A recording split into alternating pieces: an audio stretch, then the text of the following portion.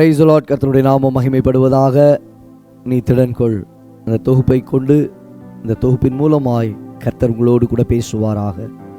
தேவ ஜனமே, 1 நாளாகமத்தின் புஸ்தகத்தில் 29ஆம் அதிகாரம் 12வது வசனத்தில் வாசிக்கிறோம். ஐஸ்வர்யமும் கனமும் உம்மாலே வருகிறது. தேவரீர் எல்லாவற்றையும் ஆளுகிறவர். உம்முடைய கரத்திலே சத்துவமும் வல்லமையும் உண்டு.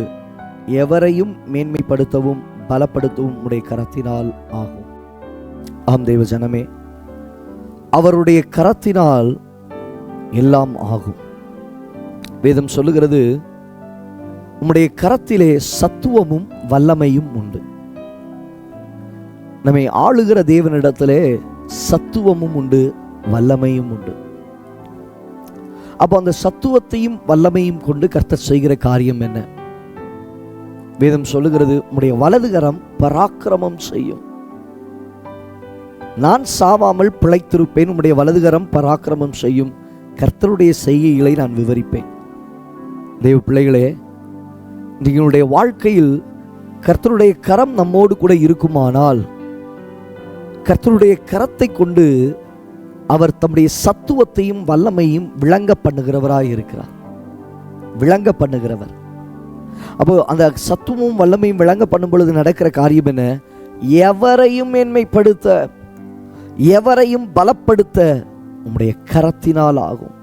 ஆமாங்க, நீங்க ஆண்டவரை பார்த்து சொல்லிக்கிட்டு இருக்கீங்கல்ல, எனக்கு ஒண்ணுமே தெரியாது, என்ன செய்யணுன்றது எனக்கு தெரியாது, எப்படி நடக்கணுன்றது எனக்கு தெரியாது, எப்படி போகணும்னு எனக்கு தெரியாது, என்கிட்ட பலன் இல்லை, எனக்கு பலன் இல்லை, என் கோத்திரத்தில் நான் சின்னவன், நான் ஒன்றுக்குமே உதவாதவன்.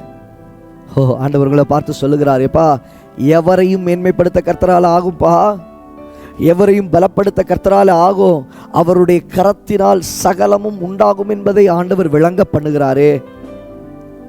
வேதத்தில் எடுத்து பாருங்க, தாவீதினுடைய வாழ்க்கையில் நாம் பார்க்கும் பொழுது, கர்த்தர் ஆடுகளுக்கு பின்பாக ஓடிக்கொண்டு இருந்ததான இந்த தாவீதை கர்த்தர் அழைத்து வேறு பிடித்தெடுத்து தம்முடைய கரத்தினால் அவனை உயர்த்தி வைத்தார்.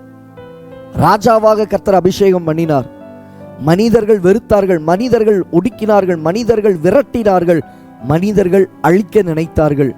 கர்த்தர் அவனை அழிக்க விடல.